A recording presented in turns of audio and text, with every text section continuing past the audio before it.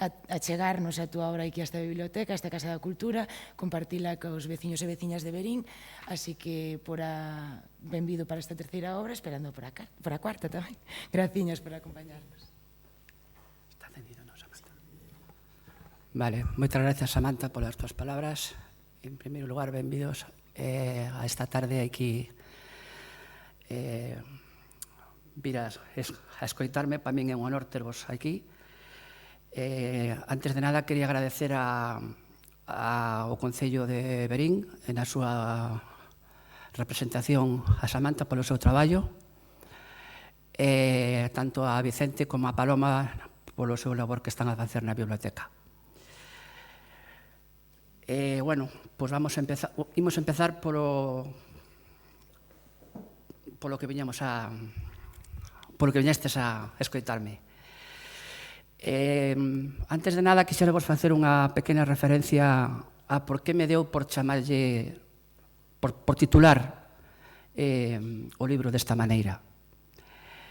Evidentemente, parece un título, escoitase ben, non? Sí. Un título bastante sinxelo, pero o que hai detrás é unha metáfora. É unha metáfora que é unha das figuras retóricas que máis empregadas da literatura, que consiste en identificar un termo real con un termo imaginario, non? Os regos son como as veas, as arterias por onde discorren as sementes, o esbozo do que un día seremos, é o froito maduro que nos mantén con vida. É como o zume que sobe polas gallas das árbores ou a savia que fai brotar unha flor. Pero tamén son memoria. Son como un mapa mental configurado de ríos, regueiros, fontelas, caldeiras, chantado de vieiros, de vides, de bacelos vencellados a historias, proxectos e soños, onde se entrecruzan as ideas, a comunidade dun pobo que alguén chantou algún día, non se sabe cando, que se perde no limbo dos tempos e tras os cales nos agachamos a ras da terra. A terra, sí, os regos da terra. De falar, falarei coa terra verdadeira, a terra que se queima e se crava. Ese enorme lenzo onde o home se perde e se revolve, en sombras, onde o home debuxa o seu capricho. De falar, falarei coa terra, esa que nunca te traizoa. Falarei coas mans, docemente coas uñas, coa paixón dun amante, como falan os que albiscan a morte os beizos feridos. A terra, a negra terra como a negra sombra de Rosalía, que cospe como sangue do peito as 1000 primaveras de Cunqueiro. Pero tamén os regos como liñas dunha páxina dun libro, nos que o que escribe verte a súa tinta, como se fose estrume que fai que medren as palabras como grans de centeo. Así tamén brota e nace a poesía, a literatura, porque a literatura tamén é traballar coas palabras, cos sentidos, dicir aquilo que non se pode dicir, pensar o impensable. A literatura brota da escoita, da atmósfera, do polen que está no aire, do arrecendo alento e a orballo, do arume dos tomates, do cheiro a leña verde, como a Magdalena de Marcel Proust, na busca do tempo perdido. Novembro é un mes senlleiro no almanaque dos antepasados nosos celtas. Unha natureza xunguido a natureza simbólica das árbores. É tamén o mes de todos os santos, dos fieis defuntos. Xa se encarga o refraneiro de lembrárnolo. Bendito mes que empeza con todos os santos e remata con San Andrés. Mes da castañeira e dos magostos, de xuntanzas ao pé do lume, de contos e lendas á luz do candil, de Ángel Fole, ritos e tradicións. E por que non, de beleza tamén, pois esta non está sempre no que florece, no que xermola. Tamén vive no que se apaga, e na fragilidade do que un día foi. Como sabedes, no outono, as viñas lémbranos ao seu xeito que non hai causa que non oculte unha promesa. Porque a vida, o mesmo que o viño, tamén necesita repousar para que a natureza faga o seu traballo. Novembro, como un ser de corpo aberto, ten moita xente dentro nos seus días e as súas noites, nos que tamén sabe respirar e soñar. Bueno, isto en canto a título, ahora vou a comentar un pouco de que vai o libro. Bueno, se hai algo neste libro, son preguntas, cuestións, incertidumes, dúbidas, reflexións, buscas do máis variopinto de toda a condición e algunha que outra aventura ou expedición na busca da verdade lembrando a Kafka. Como digo no limiar do libro, cando éramos pequenos sempre nos ensinaron a respostar, buscar solucións, mas ninguén nos falou de transitar polos camiños onde se fan e se formulan as preguntas adecuadas. É aí onde tal vez estea o segredo mellor guardado da humanidade. Sócrates foi o primeiro en darse conta, pero moi poucos seguiron os seus pasos, máis interesados en chegar a conclusións precipitadas. Como digo, pregúntome acerca da condición humana, a trascendencia, a dor, o paso do tempo, a maldade, a existencia de Deus. Poño en cuestión certas afirmacións dadas por sabidas. Dentro das miñas limitacións, propoño alternativas. Naturalmente, son un humilde filólogo, que como válvula de escape adícase a garabatear follas en branco. Tampouco busquedes en min a ningún apóstol da modernidade, revelando a palabra dita de ninguén. Para iso xa abondan os demagogos e sofistas de turno por doquier. E é por iso que a miña última intención é despertar o espírito crítico latente no lector, a busca de camiños que nunca se atreve a transitar, que se pare ao final de cada capítulo e se faga preguntas, que peche os ollos por un intre e que por enriba de todo que cuestione o que está a ler. Non busco recoñecemento nin aplauso, busco algo máis nobre, remover conciencias, que durante un rato o lector sea parte da realidade que nos absorbe e que se chega a un punto de revelación xa me daría por satisfeito. Hai que aventurarse. O conformismo é unha rémora. A inacción é o feito de dalo todo por suposto unha lacra. Dicía Borges que se de algo non se arrepentían na súa vida era de haber sido un valente. Pero, repito, son escasas as certezas, porque chegar a elas costa e o fácil é quedarse coa falacia. Luis de Góngora postulaba que só a arte do difícil e do imposible merecía a pena. Só a metáfora pode dar unha sorte de eternidade ao estilo. Afirmaba Michel de Montaigne na súa famosa frase «Que sei eu?».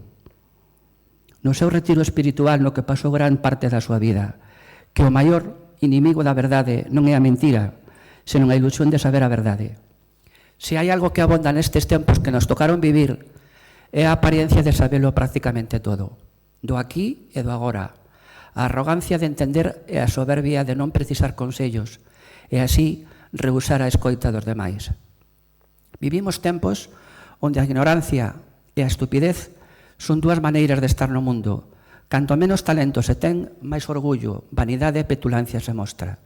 Sen embargo, e iso é o máis triste, hai paspáns que sempre atopan outros parvos para que os aplaudan.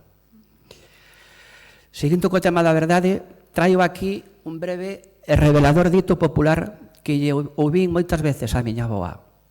Dicía ela: ali no camiño onde está a fontela dos defuntos, atopáronse un día cando xa escurecía a vida e a morte.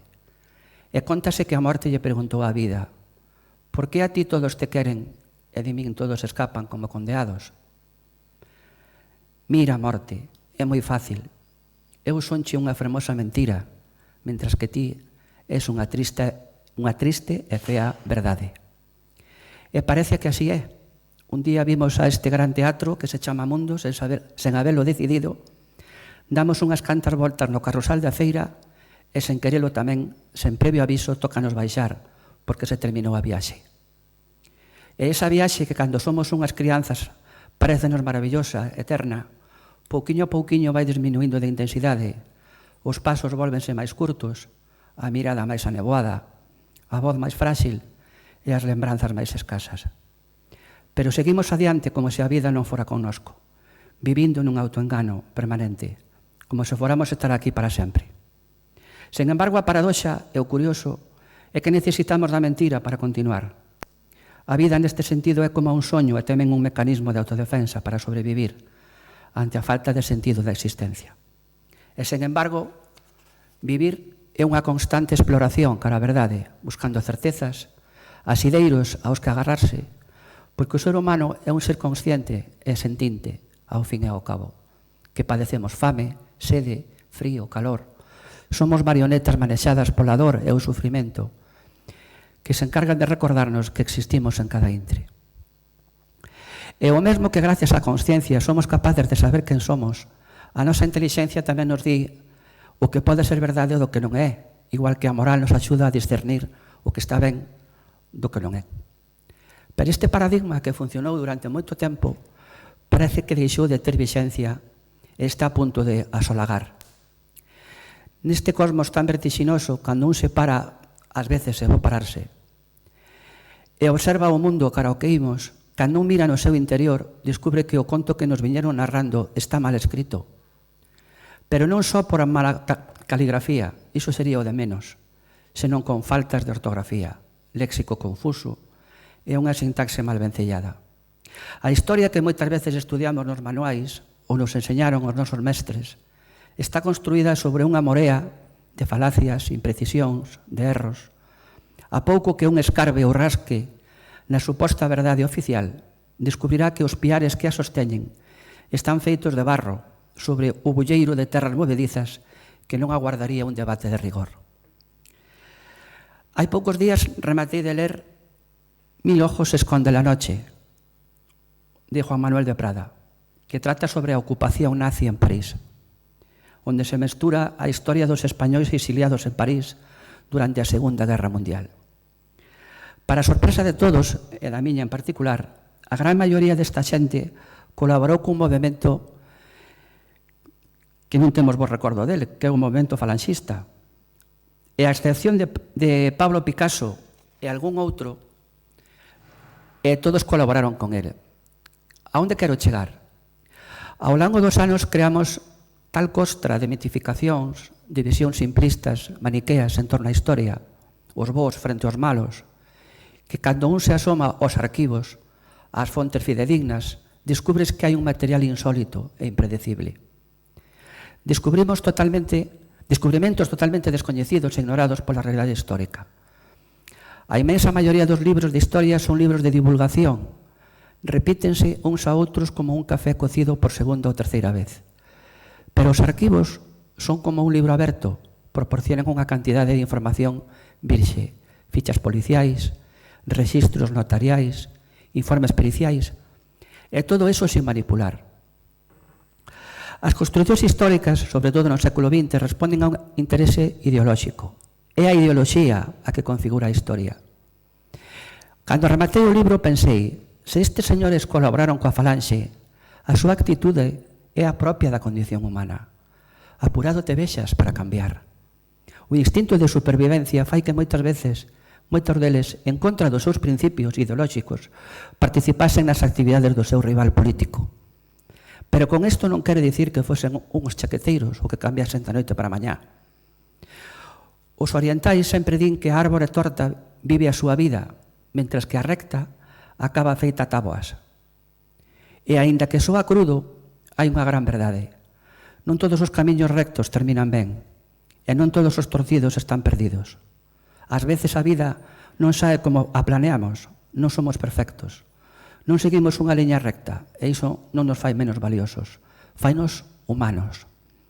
Por tanto, cuidado coa manipulación que nos quixeron vender e sen a facer, porque se hai unha cousa clara na idiosincrasia humana é que nos gusta ouvir o que queremos ouvir, ver o que queremos ver, aínda que sexa mentira. Iso sempre reforza o noso ego, as nosas conviccións, e énchenos de petulancia e reforzanos o orgullo. Este é só un exemplo, pero hai moitas moreas de casos. Só hai que darse un breve paseo pola historia. A lenda negra, a matanza de tantas minorías étnicas como no caso de Ruanda, os Tutsis e os Hutus, as invencións habidas en torno á Inquisición na Península Ibérica, a falsa imaxe heredada do mal chamado Imperio Napoleónico, etc. etc. Sempre digo que hai que intentar ser seres con criterio, con capacidade de discernir, con sentidiño, porque senón corres o risco de volverte unha persoa máis pobre. Hölderlin, nun dos seus maravillosos versos, deixou escrito: pensando en facernos ricos, volvémonos cada vez máis indixentes. Ante a existencia dun problema, podemos sempre actuar de dous xeitos. Ou ben botarche a culpa a ti porque non pensas como a min, Entón o problema pasas a ser ti, ou ben unirnos frente a ese problema común, aínda que pensemos diferente. Sen embargo, escollemos case sempre a primeira opción. Por qué? Porque nos deixamos levar polas nosas emocións, pola vanidade, cegos de fanatismo, como se fora a vida un partido de forofos de fútbol, polo egoísmo, pola falta de empatía, por non pararse uns segundos e facerse as preguntas adecuadas, polos sesgos de confirmación e outros tipos. Vivimos nunha roda de hámster, de onde é moi difícil sair. Estamos rodeados cada vez máis de enganos e hai que aprender a detectalos. Costa, sí, pero pódese. E hoxe temos a ventaxe de acceder a unha información que antes se nos negaba. Aínda que tamén un exceso de información poden botar as nosas cabezas e poden nos privar do xuicio certeiro sobre a realidade. Non é o mesmo información que coñecemento. Sexamos todos un pouco como Ulises, que despois da guerra de Troia emprende a viaxe de volta a Ítaca, a súa terra natal. Durante os 10 anos que dura o seu retorno, vese sometido a todo tipo de desventuras e enganos, un odisea, de aí o título da obra, ata o punto de chegar a ter que atarse a un mástil da nave para non caer na atracción maldita dos cantos que procedían da illa das Sereas. Cuidado cos cantos da Serea de algunha xente mezquina. Hoxe quero que reflexionedes sobre un tema que me intriga, o que supón mirar para outro lado. Poderíase titular de Nuremberg a hoxe. E é que no período de entreguerras Europa viviu un período de ascenso de regímenes totalitarios, o nazismo, o fascismo, o que máis tarde provocaría o estoupido da Segunda Guerra Mundial e, en consecuencia, o xenocidio de millóns de persoas. Tras a derrota do Terceiro Reich, o mundo enfrentouse a unha pregunta: como foi posible que unha sociedade tan culta como a alemana permitira pasivamente semexante barbarie? Pero é que os xuizos de Nuremberg demostraron algo moito máis profundo: a banalidade do mal, como o denominou a filósofa Hannah Arendt.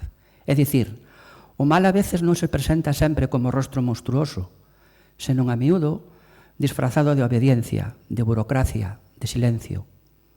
Como advertiu Hayek en Camiños de Servidume, os povos non cando no totalitarismo da noite para a mañá, senón que son levados paseniñamente, docemente e docilmente, pasiño a pasiño, como a metáfora da rana auga fervendo, a través dunha secuencia de justificacións utilitarias, que sea pola paz social, que sea pola convivencia, pola inclusión, polo medio ambiente, e así vaise ilegalizando o ilegal, creando a excepción e reprimíndose ao disidente, non coa violencia, senón seguindo a fiestra de Overton, con propaganda, autocensura, multa, inspeccións fiscais, e, mentras tanto, o pobo en silencio.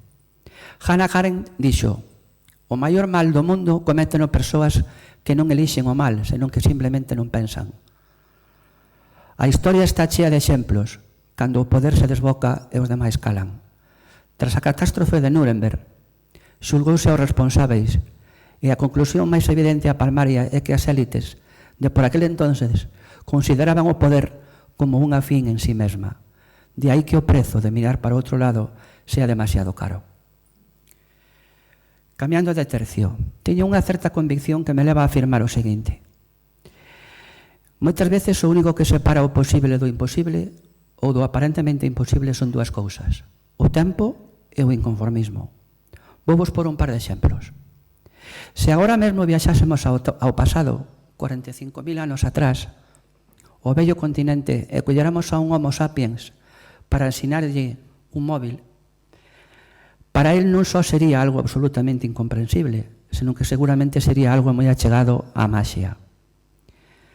Se un dos nosos avós, tataravós ou calquera da súa época viaxara ao tempo presente e pecharámolo nun cuarto para proxectar fronte a él un holograma dun ancestro seu recreado mediante inteligencia artificial, moi probablemente non sería ciencia, sería un fantasma, algo esotérico. Que quero dicirvos? Que cousas que hoxe en día vemos como normais, comuns e cotiás, necesitaron moito tempo e inconformismo para converterse en algo real, en algo tangible. E fágome a pregunta se hai cousas que a ciencia hoxe en día non explica porque non lles deu o suficiente tempo e o espacio. Como se verán dentro de 200 anos as experiencias cercanas á morte, os soños premonitarios, a lucidez terminal e tantos misterios que forman parte do noso día a día. É posible que o vexamos como algo normal e incluso saibamos explicalo, pero para iso vai depender en gran parte de que a ciencia tamén rompa o xugo do materialismo e deixe de etiquetar todo aquilo que non comprende, como pseudociencia, porque ao mellor non todo o inexplicado é inexplicable. Ou sí. Lanzo vos a pregunta. Non teño respostas, pero sí me gustaría telas, porque hai cousas que aínda non chegamos a entender, pero pasan, suceden e existen. E iso é incontestable. A aventura da ciencia é sempre ir cara ao descoñecido. A ciencia é unha actividade humana que sucede nun contexto humano, con presións, conflitos e intereses feitos por humanos. Pero para eso a ciencia ten que estar ao servicio do humano e non de outros intereses. Levamos décadas cun baleiro espiritual que non se soubo encher, porque o ser humano é un ser espiritual e ten sede de trascendencia e durante moito tempo buscouse nas religións, aínda que agora parece que nos demos conta que hai que buscalo na ciencia. A ciencia da consciencia do mundo real. Non se poden desmerecer tantas cousas só polo feito de que non consigan explicalo. Son como incómodas, porque non entran no molde preestablecido. E iso máis que método científico é dogma religioso. Agora mesmo a ciencia son un conxunto de tribus que están ampliando os seus límites a través de científicos valentes que desafían os marcos teóricos, pero as marchas van poucos. A maioría queda na zona de confort. E isto ten moito que ver coa intención de separar ciencia e fe por parte dun sector da ciencia. Se alguén vos di que a fe é para mentes débiles, eu sempre recomendo a reflexión do Dr. John Lennox, profesor emérito de matemáticas na Universidade de Oxford. Lennox pasou décadas no cume do mundo académico demostrando que ciencia e fe non só son compatibles, senón que se necesitan. Por certo, as mesmas palabras que o Premio Nobel de Física Collins, o inventor do xenoma humano. Lennox acostuma a dicir: canto máis entendo as leis da física e das matemáticas, máis admiro a inteligencia suprema dun creador que as deseñou. Para él, creer que o universo xurdiu da nada por puro azar é tan ilóxico como pensar que unha explosión nunha imprenta podería producir un diccionario perfecto. Non defende unha religión de puros sentimentos, sino unha verdade baseada na evidencia histórica e na estructura lóxica do cosmos. Isto xa o dicía Pasteur, Einstein, Paul Dirac, o padre Lemaitre, o descubridor do Big Bang, o matemático Gödel. Non sei se sabedes, pero grandes descubrimentos da humanidade foron xeitos por xente de fe. Copérnico, Galileo, Pascal, Newton, Mendel, Heisenberg, Maxwell ou incluso mesmo Einstein, que creía no Deus de Spinoza. É só un dato que vos deixo no aire o voso albur.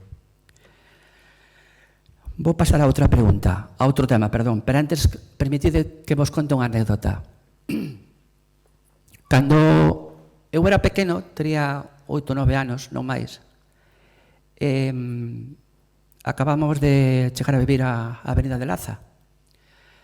Lembro que acompañaba a miña nai ao asilo de anciáns. Ali había 2 irmáns, Manuel e Cándida, que eran originarios da aldea de Camba.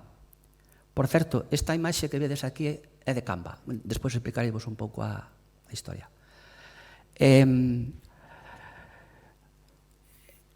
Eu xa digo, era un rapaz, nunca pisara un asilo de anciáns.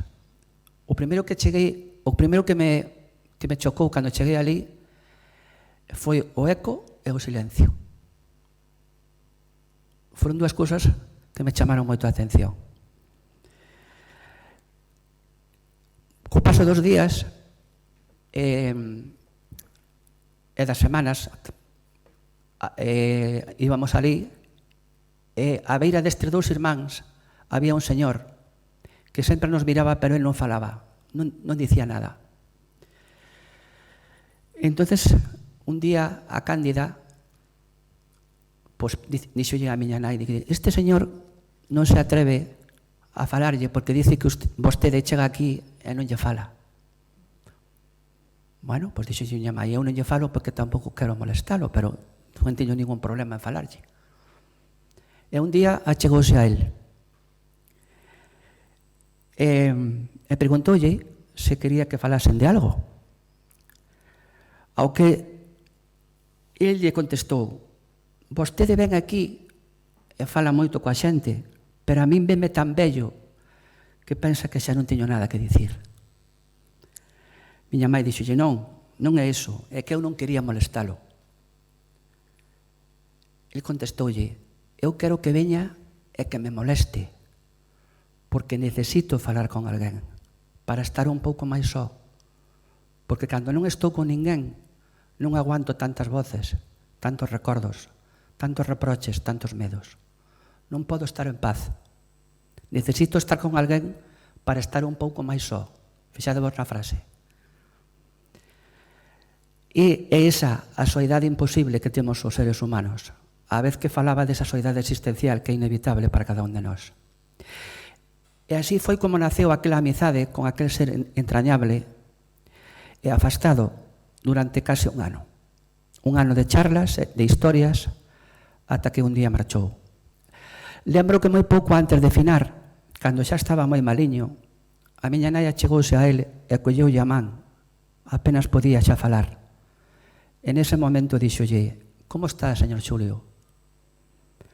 E él fixolle un sinal para que lle quitara a mascarilla de oxígeno. E dixolle, podo facerlle unha pregunta?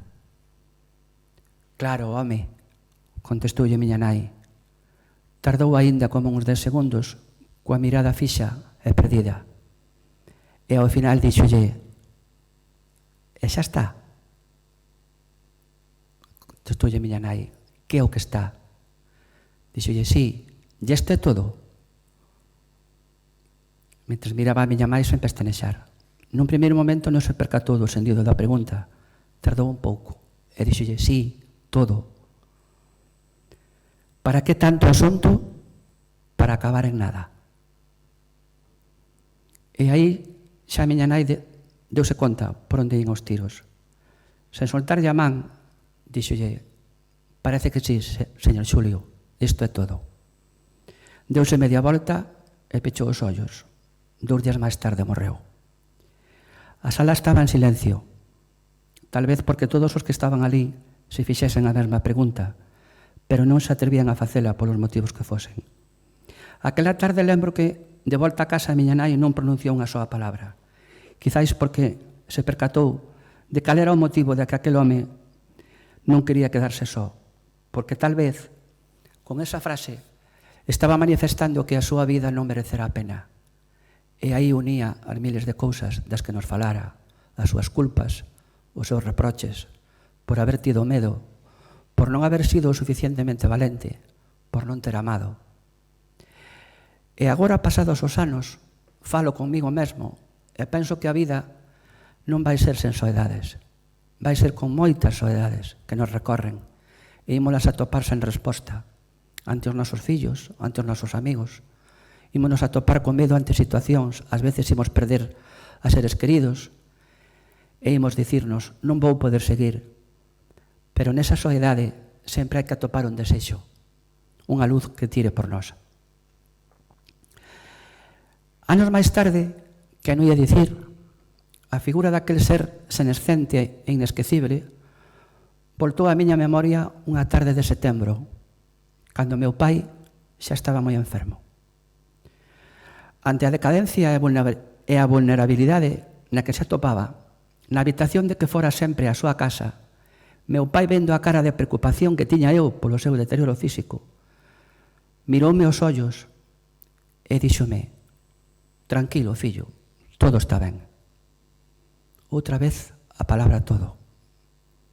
Foi como un resorte inmediato na miña cabeza, un chispazo divino, unha coincidencia cósmica.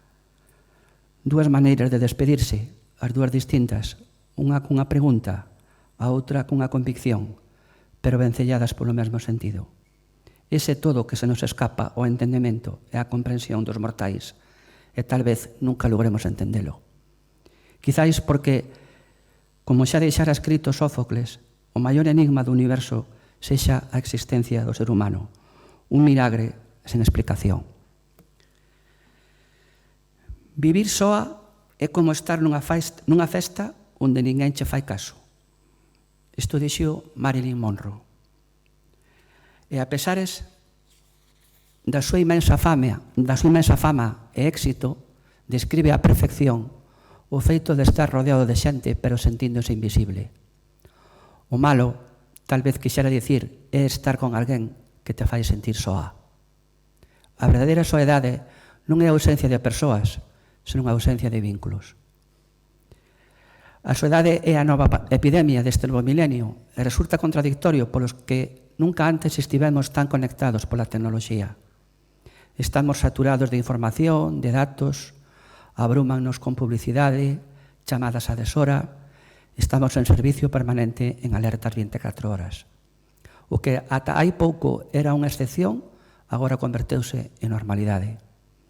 E, sen embargo, a xente está máis soa ca nunca. Refírome a esa soedade non desexada. Xa non sabemos vivir sen ese dispositivo que todos levamos na man. Como facía a xente antes, pregúntome? Isto fai que me plantexe algunha pregunta. Como se deu este cambio tan drástico en tan pouco tempo? Cando un estudia algo de historia, observa que os cambios, as innovacións, fixeronse devagar, paseniñamente, a imprenta, o automóvil. Está o noso cerebro preparado para esta revolución e adaptación tan repentina? Pois, segundo os últimos estudios que se levan feito, parece que non. Esta diverxencia entre adaptación e cambio non estará na orixe de algunhas enfermidades que estamos a padecer? Non estará a influir en certos acontecementos fatídicos como o suicidio? A quen beneficia este novo modelo social? A unha minoría ou a maioría? Por certo, alguén nos preguntou se como sociedade estábamos dispostos a aceptalo. En Etiopía, como na maior parte de África, agás Sudáfrica, non existe a figura do psiquiatra nin a do psicólogo. Por qué? Porque non o necesitan. E cando teñen algún problema de índole mental, van ao círculo máis achegado, á familia ou aos amigos. Vamos por outro exemplo. A xente que vive na rúa ou debaixo dunha ponte non enferma como a nós. Pode morrer de frío ou de calor, de fame, pero case nunca dunha enfermidade maligna. Recentemente, a Universidade de Harvard acaba de publicar un estudio moi revelador de por que non hai cancro en ningún hospital psiquiátrico do planeta. Cal é a conclusión? O resultado é que ali non hai culpa, medo, nin vergoña, nin estrés, nin ansiedade, nin presa. Apenas hai Alzheimer. Por qué? Porque a xente deixa de conectar o corpo coa mente. Deixa de sufrir, deixa de ter rumiacións, que é o que nos enferma. Pois enférmanos os pensamentos opostos por máis de 9 minutos seguidos. A partir de aí dispárase un pensamento obsesivo compulsivo porque ten carga eléctrica. E aí empezo a enfermar. Cando empezan a deteriorarse os órganos literariamente? Cando teño dúas emocións chocadas ao mesmo evento, amor-odio, culpa-desexo, ben-mal. Hai xente que sufriu un abuso na infancia e agardouno moitos anos. Un non quere estar coa súa parella e di: teño que seguir polos fillos, polo que dirá a familia. Cortázar dixo moi claro: en la vida todo dura sempre un pouco máis de lo que debería de durar. Así que sempre que teño dúas emocións contrapostas, é como agarrar dúas polaridades e facerlle así cos cables. En esa loita interna que vivimos sobre que opción elixir, sobre cal é a decisión correcta, se fixen ben ou mal, están a maioría dos nosos males. Pero moito do que nos pasa é inducido polo sistema, non porque nós teñamos a liberdade de actuar. Ao sistema mercantilista interese de que esteamos nesa especie de gaiolas en barrotes, coa apariencia de que somos libres sobre os nosos actos. Byul-Chul Han, Premio Princesa de Asturias, dinos que o poder é moito máis poder efectivo e perigoso cando menos se deixa notar sobre os seus súbditos. Véndennos a burra de que temos a capacidade de elixir, decidir, viaxar máis que nunca na historia. É xusto ao revés. Estamos máis vixiados, controlados e manipulados que nunca antes. Pero nós tamén temos a nosa parte de culpa. Hai algo máis poderoso co medo, máis efectivo que a violencia e máis perigoso que a ignorancia e a indiferencia. Chámase irresponsabilidade. A psicoloxía leva moitos anos demostrando unha e outra vez cando unha persoa sente que non é ela quen decide. E aí pode facer cousas que xamais faría por vontade propia. É dicir, cando alguén pensa por ti e non faz nada por evitalo. En experimentos reais, persoas como a nós aplicaron castigos, humillacións e incluso dor, non porque quixeran, senón porque alguén con autoridade lles dixo faino, continúa. O inquietante non é que obedeceran, é que a súa mente se convencía de que non eran culpables. Isto pasou na Segunda Guerra Mundial co pelotón polaco, cando os nazis lle inculcaron á xente do pobo que asasinaran nun xenocidio terrible. En este punto a moral non desaparece, simplemente desconéctase. Este mecanismo foi usado en guerras, en sectas, en sistemas totalitarios e manipulacións masivas. Non necesitas convencer a alguén de que algo é correcto, só dicirlle que non é a súa decisión. Pero o máis perturbador é que este mecanismo non vive en xente malvada, vive en todos nós. A diferencia non está en quen obedece, senón en quen se detén a cuestionar a orde. Ernst Jünger, no seu ensaio A emboscadura, di que na época do nazismo entraron 3 membros das SS que se dedicaban a facer un censo en Berlín. E chegaron a unha casa e o veciño negouse a colaborar. E non só se negou, senón que matou cunha pistola os 3. Logo viñeron e matárono. Pero Jünger pregúntase, que houbera pasado se 20 veciños máis houberan actuado como aquel? E sabedes por que en parte pasa isto? Porque a mente humana pode soportar a culpa, pero a veces non soporta sentirse soa frente a unha decisión. E esta debilidade é aproveitada polo poder. Senón, por exemplo, a que se debe este clima que temos de enfrentamento, de crispación que hai na sociedade? Porque somos un pouco irresponsables. Só hai que pararse e facerse a pregunta: isto que me están contando ten sentido ou é unha patraña? É un conto para terme enganado ou é un argumento para vivir mellor? Ademais, faltanos humildade. Humildade de estar equivocados, de que o outro tamén pode ter razón e podo aprender algo novo del.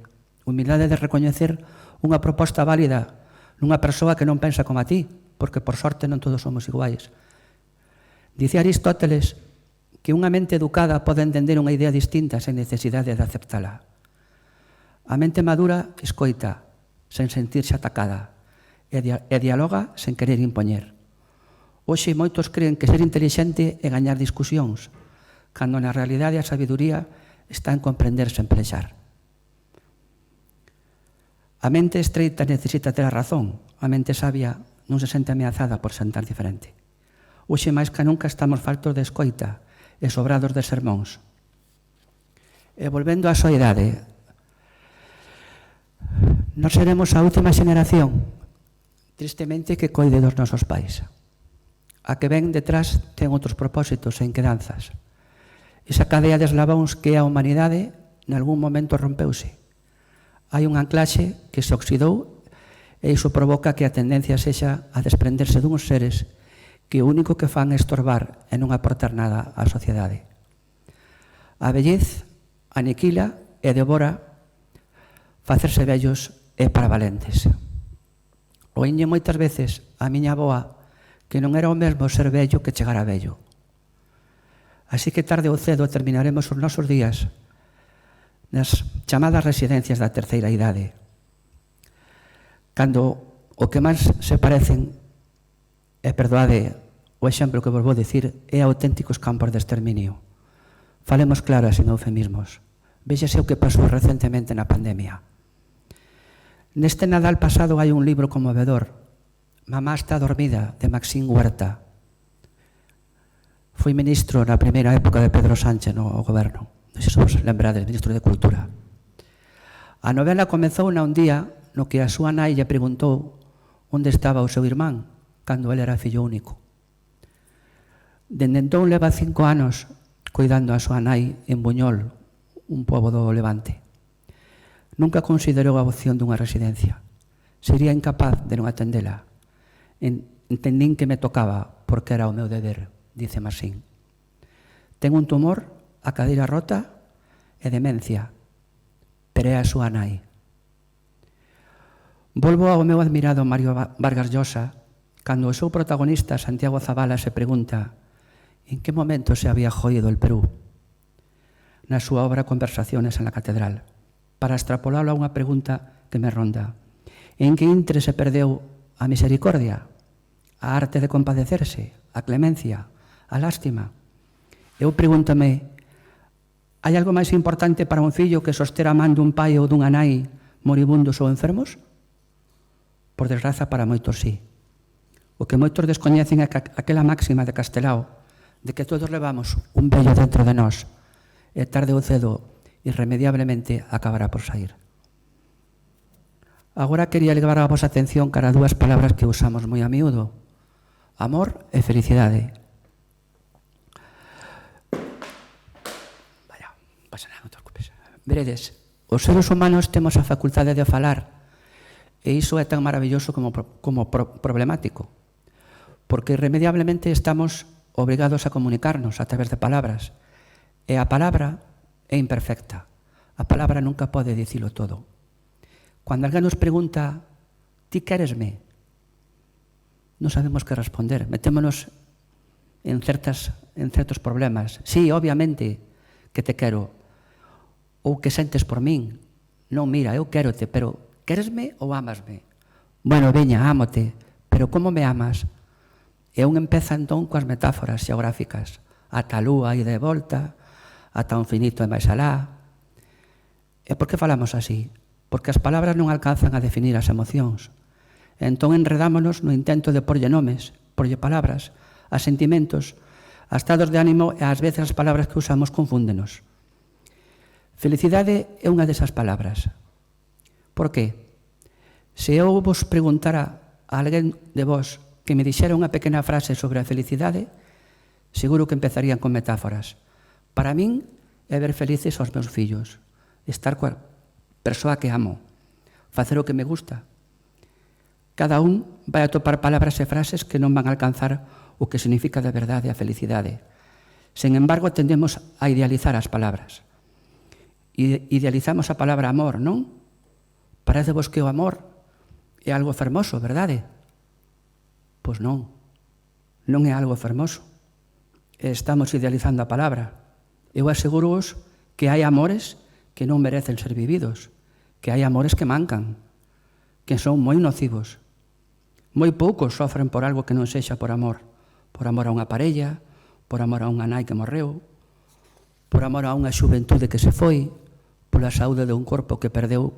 Non importa, pero sempre que sufrimos, sufrimos por amor. E hai amores que son maravillosos, e hai amores que non son, que son moi malos. Pero dicimos a palabra amor e aparece esa cousa idealizada. E coa felicidade pasa iso tamén. Pensamos ser felices, non? Como fago? Que significaría ser feliz? Estar completo, que non me falte de nada, que teña todo o que desexo. Pero sabedes que? Que se temos esa idea da felicidade, esa idea é imposible. Porque se eu vos dixera agora que levante a man aquela persoa a que non lle falta nada ou ninguén, ningunha. Todos. Pensade neste momento en algo ou en alguén que lles falta. Vivimos nunha permanente falta. Xa nacemos con falta. Nacer é caer nun mundo e é deixar de ser aquilo que éramos antes. É perder ese embarazo biolóxico que tiñamos coa nosa nai. Xa caemos. É porque o neno chora, porque lle falta algo. E como non sabe falar, berra a súa maneira para que veña alguén e o queira, que o coide. Entón, dende o momento xa nos falta algo. Se nós pensamos que imos ser felices, cando e empezamos a agregarlle cousas cando teña parella, cando me case, cando compre unha casa, cando teña un BMW. Pero sabedes que? Dixo Freud que o destino de toda ilusión era a desilusión. E é certo. Se nos ilusionamos que imos ser felices cando teñamos isto ou aquelo, imos desilusionarnos moito. Porque é parte da condición humana que sempre nos falte algo. Eu agora estou moi feliz neste momento, o feito de darme a oportunidade de poder compartir o que penso con todos vós, compartir este inte convosco. Sen embargo, non saberedes o que daría porque nunha desas butacas que están agora baleiras estivese meu pai, para miralo, para mirar a ese home que durante tantos anos traballou e se esforzou tanto para que eu pudera estudiar, para axudarlle e acompañalo nos meus soños, de calquera cousa daría porque ele estivera aí e dicirlle: papá, chegamos, conseguímolo, fixémolo, gracias, estou aquí grazas a ti. E estou moi feliz, pero fáltame. Ás veces párome e penso, non sei se extraño máis a perda do meu pai ou o fillo que xa non son. E cada un de vós vai estar cumprindo anos, vai casar, ides ter un fillo, vai estar logrando un soño, un ascenso. E eu penso que se sodes sinceiros e pechades os ollos, nese momento ides vos dar conta que, sen embargo, hai algo que vos está faltando. Non nos queda outra que ser felices a pesar das faltas e das ausencias, porque somos seres que convivimos coa falta, coa ausencia. Se existe unha felicidade, nunca vai a ser unha felicidade completa. Sempre será imperfecta. Aínda que se cumpran moitos soños, esa felicidade só vai ser posible agarimando todas as faltas que nos recorren. A felicidade e a falta son compañeiras de viaxe, e quen non entenda iso nunca poderá ser feliz, porque sempre estará pondo a mirada naquela imperfección que a vida ten. Agora quixera falarvos un pouco sobre un tema moi recurrente no meu maxín. Non é outro que o do sentido da vida, da existencia. Ten algún propósito? Nunca vos preguntastes que facemos aquí? Por que hai algo e non hai nada? A vida é un fenómeno maravilloso, pero a vez altamente improbable. Hai estudiosos que pensan que todo é unha ilusión, como o tempo vivindo, unha ficción, un soño. Ninguén ata agora foi capaz de dar un argumento incontestable acerca da orixe da vida, en xeral, e da nosa en particular. Se nada ten o máis mínimo sentido, para que tanto nesta viaxe tan breve? Dicía o meu avó, para que unha albarda tan grande para unha burra tan pequena? A filosofía e a religión intentan dar algunhas claves, dependendo do autor e da corrente do momento. Mirade, a diferencia da xeneración actual a dos nosos fillos, os nosos antergos tiñan unha conciencia de que o mundo era un lugar perigoso. Sabían que había enfermidades, non había penicilina, que había guerras, que a xente morría moi nova. Tiñan a percepción que o mundo que habitaban era un lugar inseguro, hostil.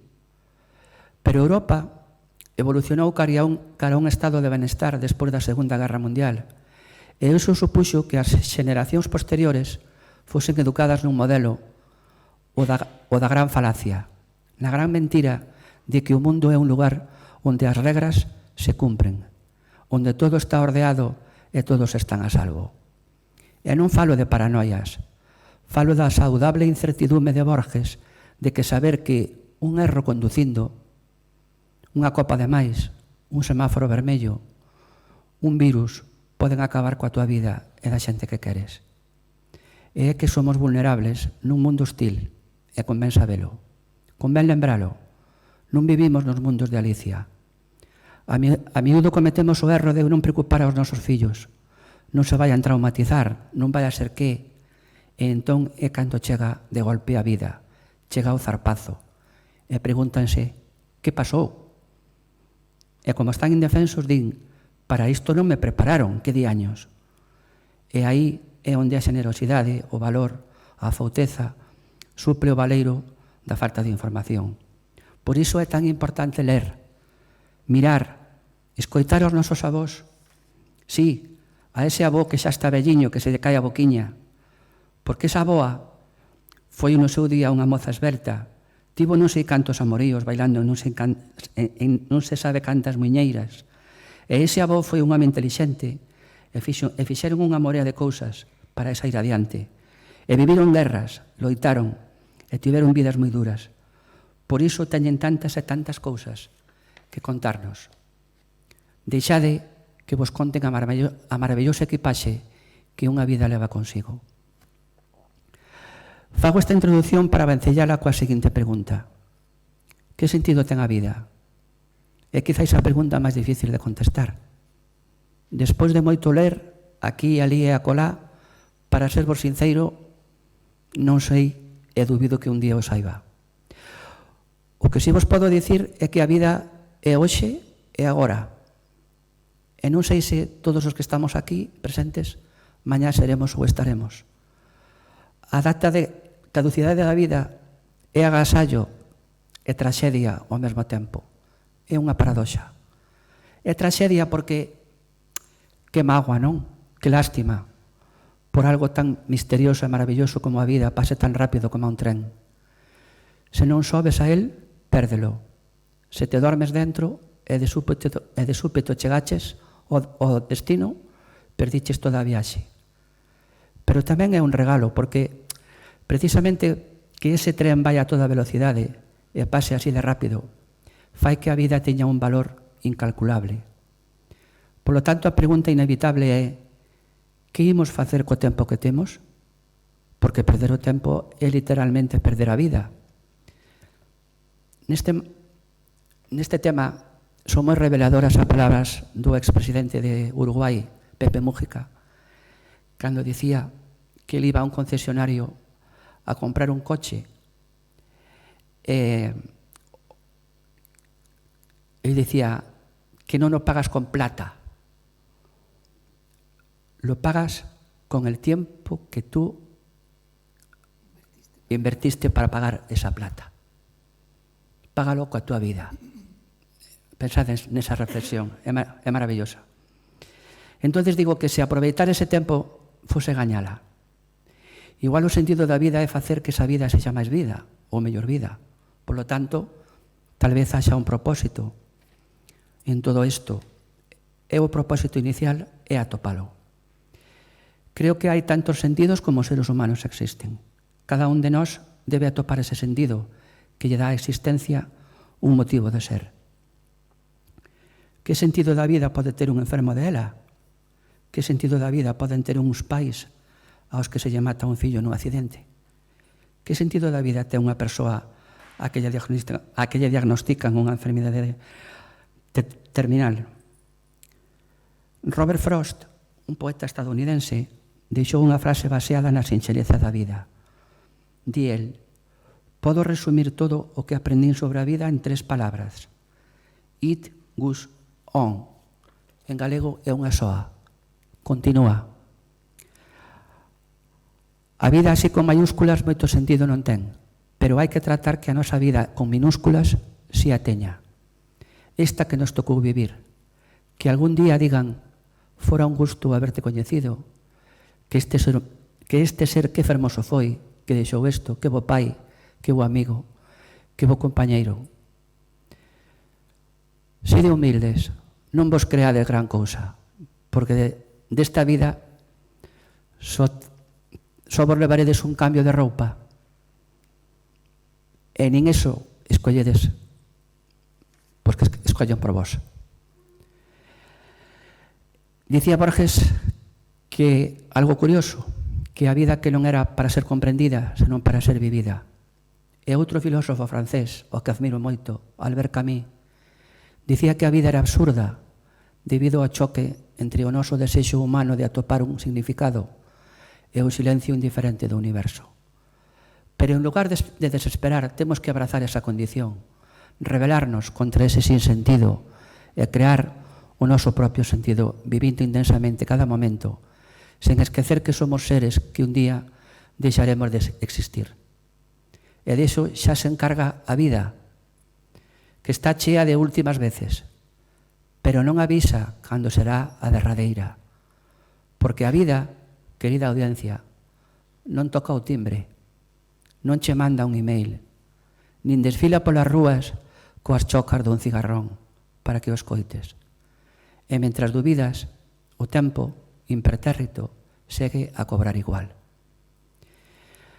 Remato xa con dúas citas de dúas poetas que para min son moi especiais. Un é Alejandra Pizarnik, argentina, que é unha das mellores voces poéticas de todos os tempos. Di que la vida nos ha olvidado y lo malo es que uno no muere de eso. A outra é a uruguaya Idea Vilariño. Di así: ya no será, ya no viviremos juntos, no criaré a tu hijo, no coseré tu ropa, no te tendré de noche, no te besaré al irme, nunca sabrás quién fui porque me amaron otros, no llegaré a saber por qué, ni cómo nunca, ni si era verdad lo que dijiste que era, ni quién fuiste, ni qué fui para ti, ni cómo hubiera sido vivir juntos, querernos, esperarnos, estar. Yo no soy más que yo para siempre, y tú ya no serás para mí más que tú. Ya no estás en un día futuro, no sabré dónde vives, con quién, ni si te acuerdas. No me abrazarás nunca, como esa noche, nunca. No volveré a tocarte, no te veré morir. Muchas gracias.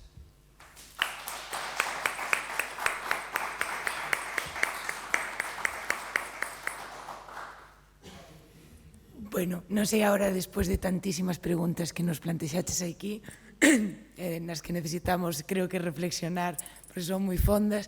Non sei se alguén quere plantexarlle a Xavier algunha pregunta sobre a súa presentación ou sobre calquera inquedanza que teña. Sí, por favor.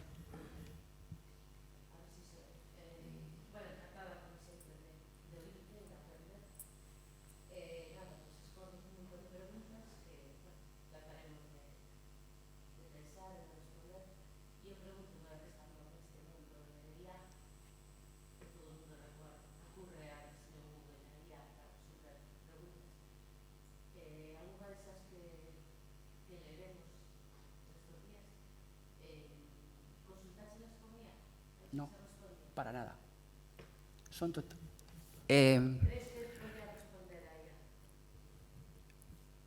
estas preguntas, seguro incluso que mellor que a min, pero faltaría o sentimento, a emoción.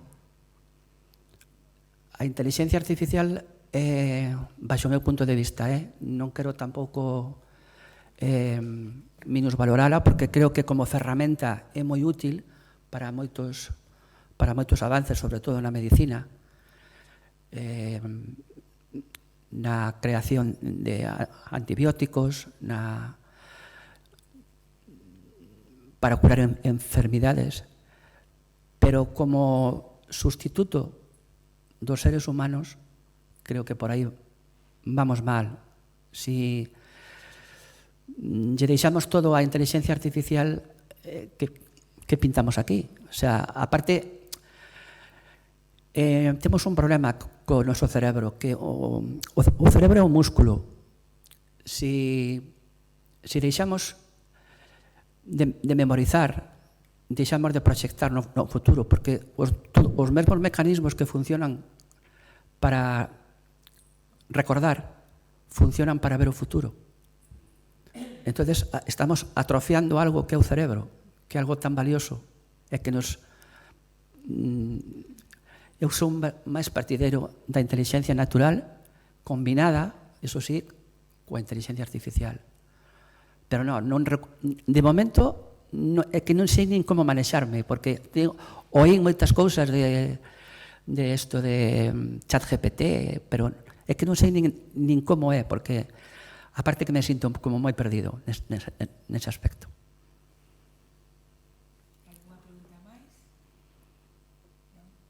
Bueno, pois moitísimas gracias, Xavier, Gracias a ti. por abrirnos a mente a tantas preguntas. Non sei se seremos capaces de atopar as respostas, tamén entendendo que respostas probablemente haxa tantas como preguntas. Bueno, moitas gracias por acompañarnos, por ter unha tarde tan agradable. Moitas gracias a todas por estar aquí. Benvido cando queiras a esta tua casa. Moitas gracias, Samantha.